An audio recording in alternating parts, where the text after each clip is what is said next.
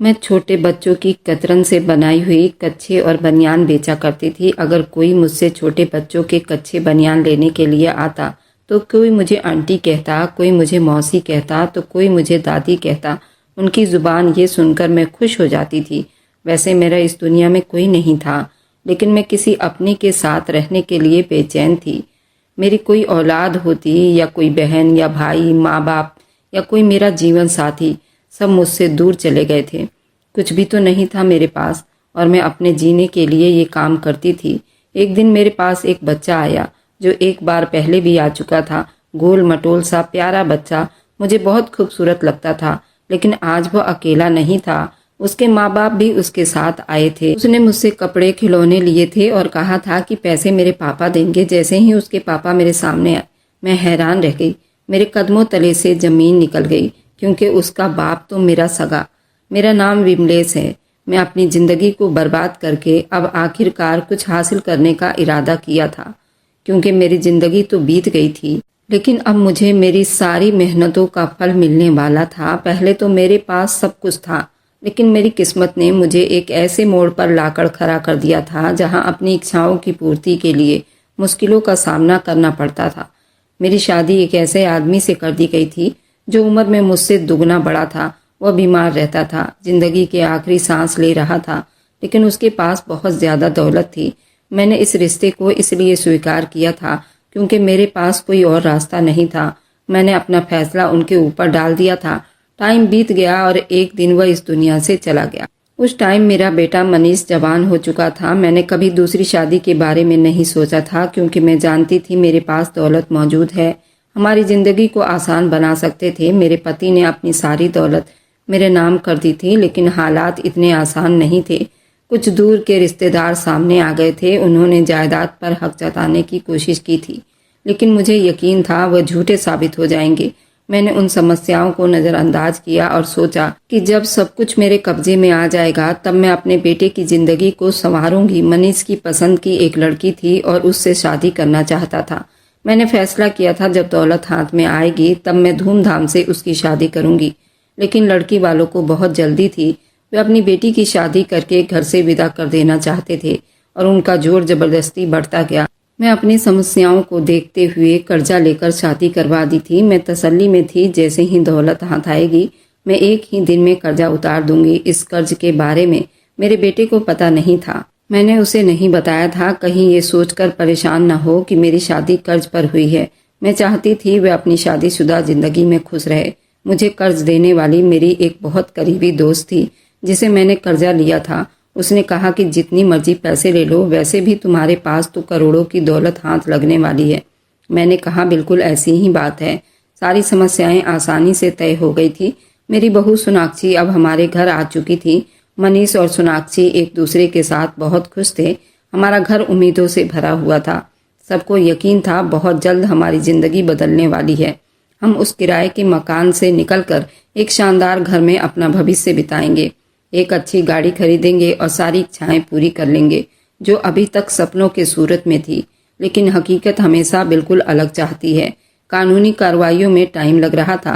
रिश्तेदार भी दावा किए बैठे थे और ये केस अदालत में जा चुका था। हर दिन उम्मीद बेचैनी के बीच झूलती रहती थी। मेरे लिए सबसे ज्यादा जरूरी मेरे बेटे मनीष की खुशी थी। वह अपनी नई जिंदगी में मगन था, अपनी पत्नी के साथ टाइम बिता रहा था। मैं ये देखकर खुश थी कि कम से कम मेरा बेटा तसल्ली में है।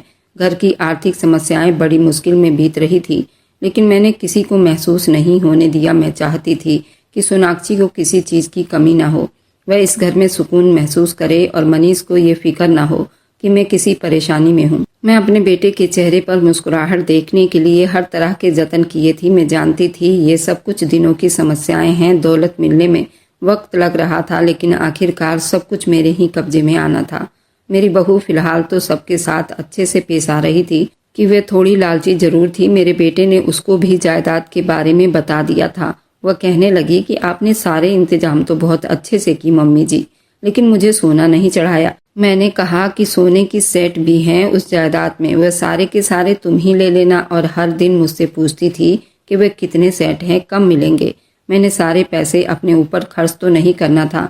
मैंने सोच लिया था मैं कोई कारोबार खोल लूंगी और उसमें पैसा लगाऊंगी उस बीच मैंने अपने पति की बाकी जायदाद के कागजात वगैरह भी देखना शुरू किए थे। मैं चाहती थी हर चीज़ पूरी तसल्ली से हो ताकि बाद में कोई समस्या ना खड़ी हो। मैं दिन रात इसी फिक्र में घुलती रहती थी कि कब वो पल आएगा जब मैं बड़ी सुकून की सांस लूंगी। मनीष और सोनाक्षी अपनी जिंदगी में खुश थे, लेकिन मैं चाहती थी वह हर हाल में सुरक्षित रहें। मैं उनके लिए एक ऐसी जिंदगी बनाना चाहती थी जहाँ कोई कमी ना हो, कोई परेशानी ना हो और किसी का मोहताज ना होना पड़े। हर बीते दिन के साथ मेरी उम्मीद बढ़ती जा रही थी, लेकिन समस्याएं भी साथ साथ बढ़ रहे थे।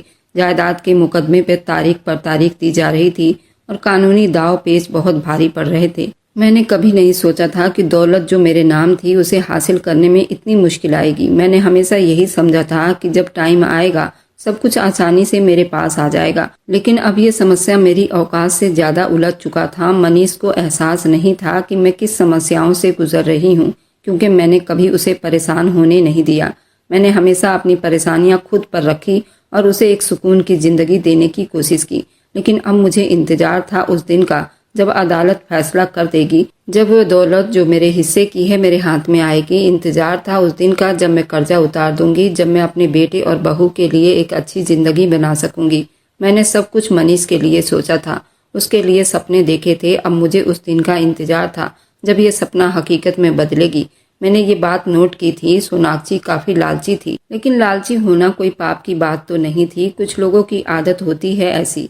मैंने उसे कभी इस बारे में जज नहीं किया। एक दिन मैंने अपने बेटे को और उसको बातें करते हुए सुन लिया। वो मेरे बेटे से कह रही थी कि तुम्हारी माँ की सेवा मैं इसलिए करती हूँ। वे कहावत आपने सुनी है ना कि गधे को भी बाप बनाना पड़ता है। एक बार पैसे आ जाए फिर मैं अपनी मर्जी करूंगी। मुझे ये बात सुनकर बड़ी तकलीफ हुई थी, बड़ा बुरा भी लगा, लेकिन मैंने कहा कि अब मैं अपने बेटे से बात भी तो नहीं कर सकती, वरना वो कहेगा कि माँ हम दोनों की बातें सुन रही थी, हमारे कमरे में झांक रही थी, इसलिए सब्र कर गई।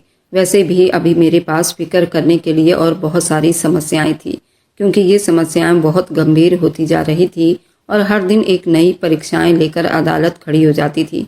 मुकदमा चल रहा था, फैसला होने में तारीख पर तारीख दी जा रही थी और मैं उस दिन का बेसब्री से इंतजार कर रही थी। कब वो दिन आएगा जब मैं सुकून से बैठकर अपनी जिंदगी के और सपने पूरे कर सकूंगी। मेरी बहू सोनाक्षी भी अब बार बार सवाल करने लगी थी। वह जानना चाहती थी कि आखिर वो पैसे कब आएंगे और उनका क्या करना है। मैंने उसे समझाने की कोशिश की, ये कोई मामूली पैसे नहीं है। अगर इतनी बड़ी दौलत को ना संभाला जाए तो वह पलों में हाथ से निकल जाती है। मैंने सोनाक्षी से कहा, बेटा पैसे आने के बाद भी हमें कुछ टाइम तक मुश्किलों का सामना करना होगा, लेकिन सब कुछ ठीक हो जाएगा। पैसे से ही पैसा कमाया जाता है और मैंने पहले ही एक बड़ी कारोबार के बारे में सोचा हुआ है। हमें उस दौलत को यूं ही खराब नहीं करना, बल्कि उसे एक कामयाब कारोबार में लगाना है ताकि आने वाले टाइम में हमें किसी परेशानी का सामना ना करना पड़े। सोनाक्षी ने मेरी बात सुनकर ज्यादा कुछ नहीं कहा, लेकिन मैंने महसूस किया वो बेचैनी महसूस कर रही थी। उसकी नज़र में एक सवाल था। शायद वह चाहती थी मैं जल्द से जल्द फैसला करके सब कुछ ठीक करूं, लेकिन ये मेरे हाथ में नहीं था। वक्त लग रहा था और मैं उस वक्त के इंतजार में हर दिन बिता रही थी। उन्हीं दिनों मेरी वह दोस्त जिससे मैं अक्सर कर्जा लिया करती थी, वह तीर्थ यात्रा पर जाने का इरादा कर रही थी। उसने मुझसे कहा कि विमलेश तुम भी मेरे साथ चलो, भगवान हम दोनों को अपने दरबार में याद कर रहा है, उसे ठुकराना नहीं चाहिए। मैंने हिचकिचाते हुए जवाब दिया, अभी मेरी समस्याएं बिल्कुल भी ऐसी नहीं हैं कि मैं कहीं जा सकूं। बेटे की शादी को भी अभी कुछ ही दिन हुए हैं और अभी तक पैसे नहीं आए। सब कुछ उलझा हुआ है, मैं कैसे जा सकती हूँ। उसने मुस्कुराकर कहा, पैसे आ जाएंगे, तुमने वैसे भी कर्जा वापस कर देना है तो फिर क्या फर्क पड़ता है। ये मौका बार बार नहीं आता, अगर भगवान ने बुलाया है तो मना मत करो। मैं उसकी बात पर गौर करने लगी। सच में ये एक अच्छा मौका था, शायद मेरे लिए भी यही ठीक था। मैं सब परेशानियों से कुछ टाइम के लिए दूर हो जाऊं।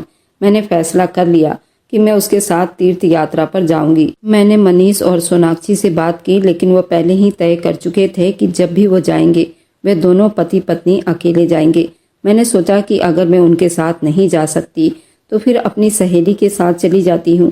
मैंने अपना सामान तैयार किया। दिल में एक अजीब सी खुशी थी कि शायद ये यात्रा मेरे लिए सुखद जीवन का प्रयास करेगी, लेकिन मुझे क्या मालूम था कि जब मैं वापस आऊंगी तो एक ऐसी खबर मेरे इंतजार कर रही होगी जो मेरी जिंदगी को हमेशा के लिए बदल कर रख देगी। मेरा दिल बेचैन था। जैसे ही मैं अपने घर के दरवाजे पर पहुंची, एक अजीब सी घबराहट मेरे अंदर समा गई थी। मैंने दरवाजे पर कदम रखा और दरवाजा खोला। मेरे सामने वह आदमी खड़ा था जिसके किराए के मकान में हम रहा करते थे। वह मकान मालिक मुझ पर चीख रहा था। आखिर क्यों चिल्ला रहा था? ये क्या कह रहा था? और अगर घर के अंदर आया तो उसने दरवाजा क्यों खोला? मेरी परेशानी उस वक्त और ज्यादा बढ़ गई जब मैंने एक नज़र अंदर की तरफ दौड़ाई। मेरा पूरा बदन कांप गया। घर के अंदर का हिस्सा बुरी तरह से झुलसा हुआ था। बाहर से ज्यादा नुकसान का अंदाजा नहीं हो रहा था क्योंकि रात का टाइम था, लेकिन अंदर की हालत देखकर मेरे कदम वहीं जम गए। दीवारों पर काला धुआं फैला हुआ, छत जगह जगह से झुलस गई थी और फर्श पर जली हुई चीजों के राख बिखरे हुए थे। मेरे दिल की धड़कनें अब तेज हो गई थी। मैंने घबराकर मकान मालिक की तरफ देखा और कांपती आवाज में पूछा, ये सब क्या हो गया? कैसे हुआ ये सब? मेरा बेटा और मेरी बहू कहाँ हैं? मकान मालिक ने परेशान होते हुए कहा, ये तो आप बताएंगी कि घर में आग कैसे लग गई। मेरा तो सब कुछ बर्बाद हो गया था। आपकी वजह से मेरा घर खराब हो गया। मेरी आंखों में आंसू भर आए। मैंने बेबसी से कहा, तुम्हारा घर बर्बाद हो गया, मेरे बच्चे कहाँ हैं? वो कहाँ गए? इतने में मोहल्ले के और कुछ लोग जमा हो गए। औरतें मेरे पास आकर अफसोस से सर हिला रही थी। उनमें से एक आगे बढ़ी और कहा, दीदी 2 हफ्ते पहले आपके घर में सिलेंडर फटने की वजह से आग लग गई थी। मुझे लगा जैसे किसी ने मेरे सीने में खंजर घोंप दिया हो। मैंने कांपती हुई आवाज में पूछा, फिर क्या हुआ? मनीष और सोनाक्षी कहाँ हैं? उस औरत की आंखों में आंसू आ गए। वह बोली, बहन, आपका बेटा मनीष और बहू सोनाक्षी इस आग में जलकर अपनी जान दे चुके हैं। अब दुनिया मेरे सामने अंधेरे में डूब गई थी। मैं बिल्कुल सुन खड़ी रह गई थी, जैसे टाइम रुक सा गया हो, जैसे मेरी सांसें चलना भूल गई हो। मेरे कदमों तले से जमीन खिसक गई थी। मैंने बेचैनी से उन लोगों को देखा जो मेरे आसपास खड़े थे। ये क्या कह रहे हो? मैं सिसकती हुई आवाज में खुद को यकीन दिलाने की कोशिश कर रही थी। ये सब सच नहीं है। मोहल्ले की एक बूढ़ी औरत ने हाँ भरते हुए कहा, हमें नहीं मालूम था कि आप कहाँ हैं। हमारे पास आपका नंबर भी नहीं था और ना ही हम किसी तरह आपको खबर कर सकते थे। मनीष और सोनाक्षी को बचाने की बहुत कोशिश की गई, लेकिन आग इतनी ज्यादा थी कि कुछ ना हो सका। मैं उन लोगों की बातें सुनकर अपने होश हवास खो बैठी थी। मेरी टांगें जवाब दे गई थी और मैं वहीं जमीन पर बैठती चली गई, जैसे मेरे पूरे बदन में कपकपी सवार हो गई हो। मेरी चीखें मेरे अंदर ही दम तोड़ गई हो। मैं अपने बच्चों को सही सलामत छोड़कर तीर्थ यात्रा पर चली गई थी और अब जब मैं वापस आई हूँ तो वह इस दुनिया में नहीं है। मेरी आंखों के आगे अंधेरा छा गया था और मैं बेहोश हो गई थी। मुझे होश आया तो मैं अस्पताल के बिस्तर पर थी। आंखें खोलने में दिक्कत हो रही थी। पूरे बदन में बेहद कमजोरी महसूस हो रही थी। धुंधला धुंधला सा सब नजर आ रहा था, लेकिन धीरे धीरे सब कुछ साफ होने लगा। मेरी वही दोस्त जिसके साथ मैं तीर्थ यात्रा पर गई थी मेरे पास बैठी थी। उसकी आंखों में आंसू थे। तुमने मेरा इलाज करवाया? मैंने कमजोर आवाज में पूछा। उसने मेरा हाथ थामकर धीरे से कहा, हाँ, मैंने ही तुम्हारा इलाज करवाया। तुम्हें होश नहीं था। पूरे 3 महीने के बाद तुम्हें होश आया है। सबको लगता था कि तुम कोमा में चली गई हो और कभी वापस नहीं आओगी, लेकिन देखो भगवान ने तुम्हें जिंदगी दे दी। तुम जिंदा हो। कैसी जिंदगी? मैंने दिल ही दिल में सोचा। मेरे पास बचा ही क्या था? मेरा बेटा, मेरी बहू, मेरा घर, सब कुछ तो खत्म हो चुका था। मैं बिल्कुल खाली हो चुकी थी, जैसे अंदर से मर चुकी थी। लेकिन सदमा अभी खत्म नहीं हुआ था। मकान मालिक ने भी अस्पताल आकर शोर मचाना शुरू कर दिया था। मेरा घर जला, उसकी मरम्मत कौन करवाएगा? ये सब तुम्हारी वजह से हुआ है विमलेश। वह गुस्से में चिल्लाया। मैंने खाली नजरों से उसे देखा। मेरे बेटे बहू की अंतिम संस्कार भी नहीं कर पाई। यह आदमी मुझसे मकान की मरम्मत के पैसे मांग रहा था। मैंने गहरी सांस ली और अपने आप को संभालने की कोशिश की।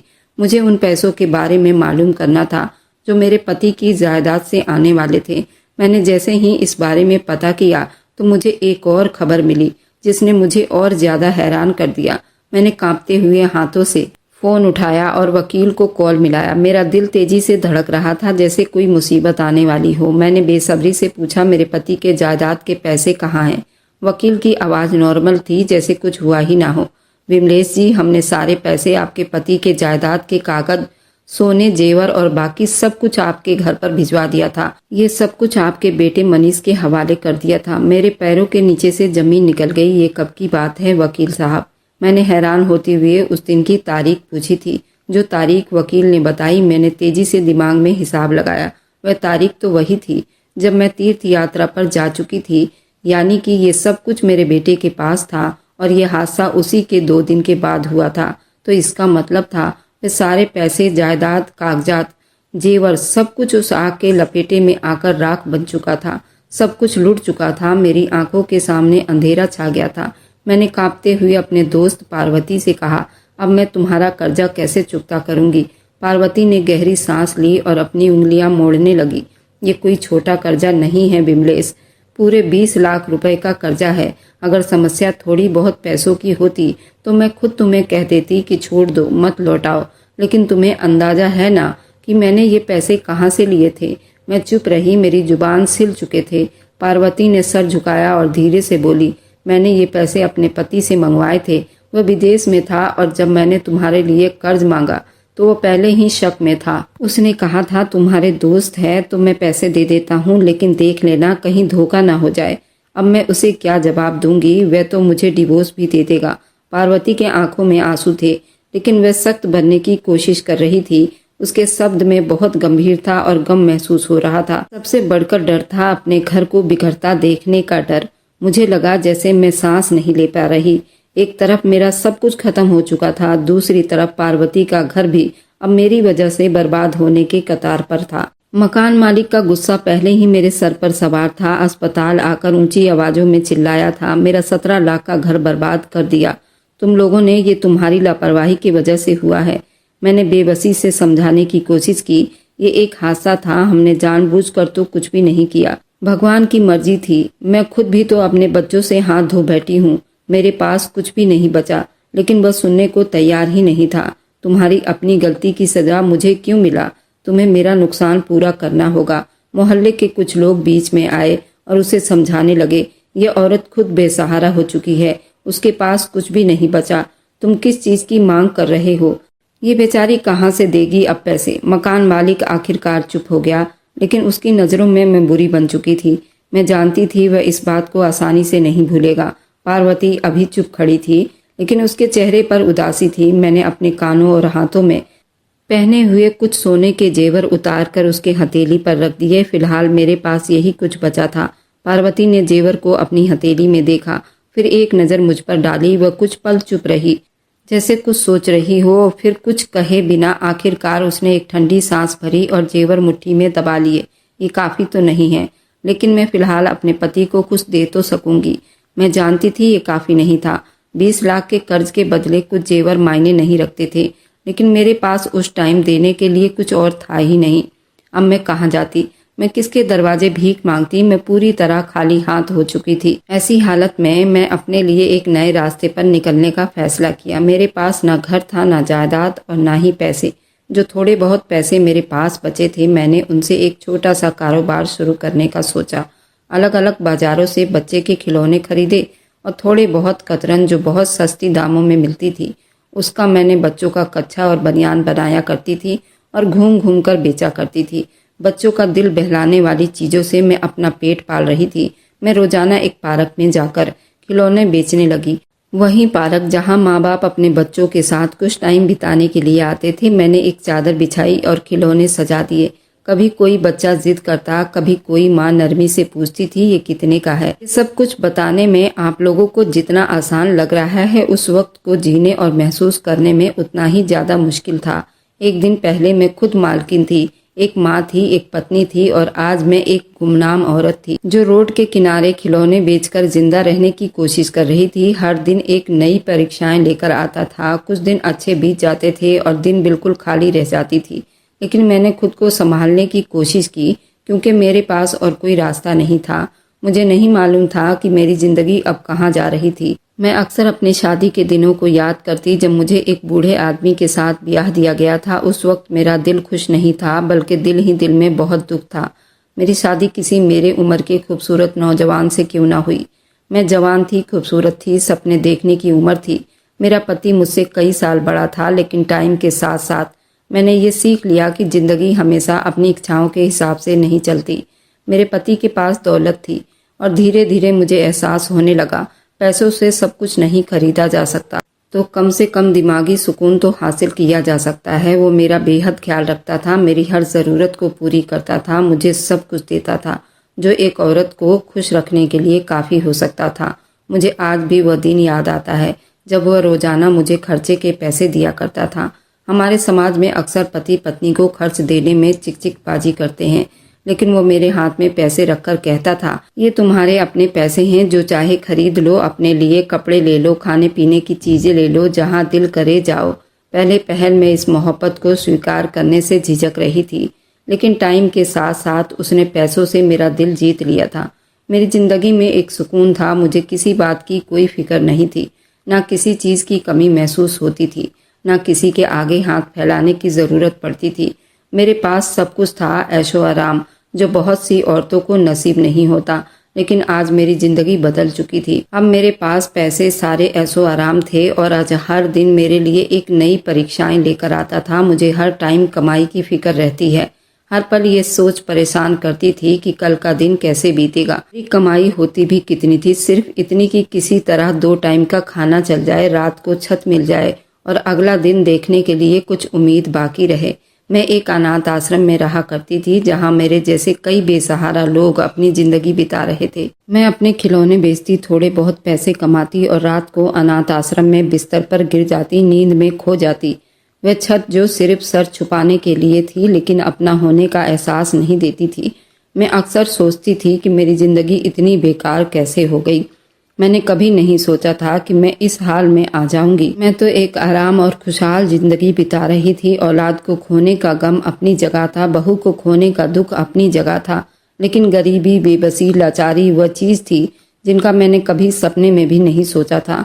मैं अक्सर अपने भगवान से शिकायत करती और आंसू बहाते सवाल करती, मेरे साथ ऐसा क्यों हुआ? मैंने किसी का बुरा नहीं चाहा था। मैं तो तीर्थ यात्रा करने गई थी, मैं तो भगवान के दर्शन करने गई थी, अपने और अपने बच्चों के लिए प्रार्थना करने गई थी। फिर मैं इतनी बड़ी सजा की हकदार क्यों ठहर गई? ये सवाल मेरे दिल में और दिमाग में तूफान की तरह गूंजते थे, लेकिन कोई जवाब नहीं मिलता था। शायद जिंदगी ने मुझे परीक्षाओं के लिए चुन लिया था, शायद ये मेरी किस्मत में लिख चुका था। लेकिन मैं थक चुकी थी। मैं हर दिन हर पल अपनी बेबसी और लाचारी का बोझ उठाते उठाते अब थक चुकी थी।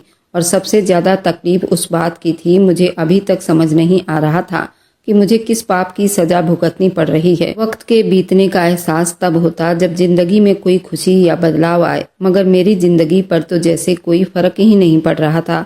एक ही दिन बार बार दोहरा रहा था।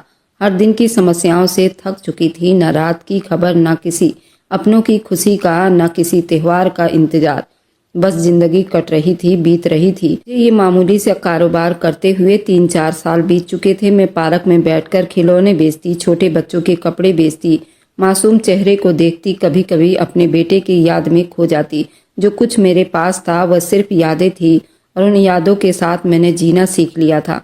लेकिन उस दिन कुछ ऐसा हुआ जो मैंने कभी सोचा भी नहीं था। एक नन्हा सा बच्चा मेरी तरफ आया, गोल मटोल, सेहतमंद, मासूम सी मुस्कुराहट के साथ। उसकी उम्र 3-4 साल के करीब होगी। जैसे ही मैंने उसे देखा, मेरे दिल की धड़कन रुक सी गई। वह बिल्कुल मेरे बेटे जैसा लग रहा था। मेरा हाथ खुद ब खुद कांपने लगा, आंखें हैरानी से फैल गई। मैंने खुद को यकीन दिलाने की कोशिश की। बार बार देख रही थी, वो मेरे बेटे की फोटोकॉपी था। वही मोटी मोटी आंखें, वही नरम मुलायम गाल, वही चेहरा और शरारत भरी मासूमियत। मुझे अपनी आंखों पर यकीन नहीं आ रहा था। क्या सच में ये दुनिया में मुमकिन था? कहते हैं ना कि इस दुनिया में एक जैसे चेहरे वाले कई लोग होते हैं, लेकिन मैंने कभी नहीं सोचा था कि मैं अपनी जिंदगी में अपने बेटे का हमशक्ल देखूंगी। वह नन्हा बच्चा मासूमियत से मेरे खिलौने को देखने लगा। मैं उसे बेबस देखती रही, जैसे मेरी आंखें इस मंजर को हमेशा के लिए अपने अंदर कैद कर लेना चाहती हो। वह कुछ देर तक गौर से खिलौनों को देखता रहा, फिर एक गाड़ी उठाई और खुशी से बोला, ये वाली लूंगा। मेरी आंखों में आंसू आ गए। मैंने जल्दी कहा, बेटा ले लो, मैं तुमसे पैसे नहीं लूंगी, ये तुम्हारे लिए तोहफा है। बच्चे ने हैरानी से मेरी तरफ देखा, फिर मासूमियत से बोला, नहीं, मेरे पापा ने पैसे दिए हैं, मेरे पापा के पास बहुत पैसे हैं। मैं उसके शब्द पर मुस्कुराई और धीरे से कहा, अच्छा चलो, अच्छी बात है, भगवान तुम्हारे पापा को और ज्यादा पैसे दे। वह खुश होकर मुस्कुराया और मेरे हाथ में पैसे रख दिए। मैंने पैसे ले लिए क्योंकि मैं जानती थी शायद ये बच्चा अपने माँ बाप की दी गई अनुदेश पर चल रहा था। वह जाने के लिए मुड़ा, फिर कुछ देर वही खेलता रहा। आखिरकार घर चला गया। मैं उसे जाते हुए देखती रही, जैसे मेरी आंखें उसकी एक एक कदम अपनी यादों में कैद कर लेना चाहती थी। वह अकेला नहीं था, उसके साथ एक नौकर भी था जो उस पर नजर रखे हुए था। उसके कपड़ों के अंदाजे से लग रहा था वह किसी अमीर घराने का बेटा था। मगर मेरे लिए वह सिर्फ एक अमीर आदमी का बेटा नहीं था, वह मेरे बेटे की यादों का एक परछाई था। एक ऐसा परछाई जिसने मेरे जख्मों को हिलाकर रख दिया था, जिसने मेरे दिल में एक अजीब सी खुशी भर दी थी।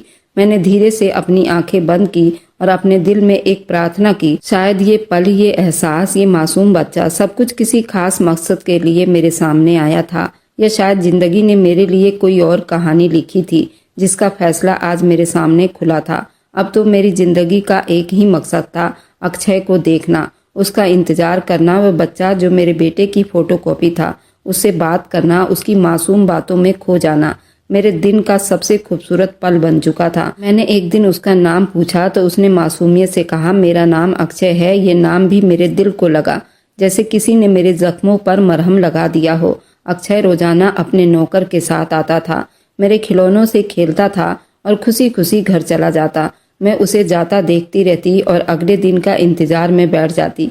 एक दिन सोमवार का दिन था। आज मौसम भी बहुत सुहाना था। हल्की ठंडी हवाएं चल रही थी। आसमान नीला और साफ सुथरा था। पेड़ों के पत्तों पर रोशनी चमक रही थी। पार्क में लोगों का भीड़ था। बच्चे खुशी खुशी खेल रहे थे। हर तरफ एक शोर का माहौल था। मैंने अपनी जगह संभाली और खिलौने को सही से सजा लिया। इतने में अक्षय भागता हुआ मेरे तरफ आया। उसकी सांसें तेज हो रही थी और उसके चेहरे पर जोश था। वह आते ही खुशी से बोला, आज मुझे ढेर सारे खिलौने दे दो। आज मैं अकेला नहीं आया, मेरे मम्मी पापा भी आए हैं, वही पैसे देंगे। मेरा दिल एक पल के लिए रुक सा गया। उसके मम्मी पापा? मुझे हैरानी हुई। मैंने धीरे से मुस्कुराकर कहा, ठीक है बेटा, जो खिलौने पसंद है ले लो। मैंने जल्दी से उसके पसंद के खिलौने निकालकर उसके हाथ में थमा दिए। अक्षय ने जल्दी खुशी से अपने बाप को आवाज दी, पापा यहाँ आओ और आंटी को पैसे दे दो। मैं इंतजार में खड़ी रही कि देखूं तो सही कौन है जो इतना खूबसूरत और मासूम बच्चे का बाप है। और फिर जैसे ही एक आदमी आगे बढ़ा, मेरे हाथ से खिलौने का वो पन्नी नीचे गिर गया। मेरी आंखें हैरानी से फटी की फटी रह गई।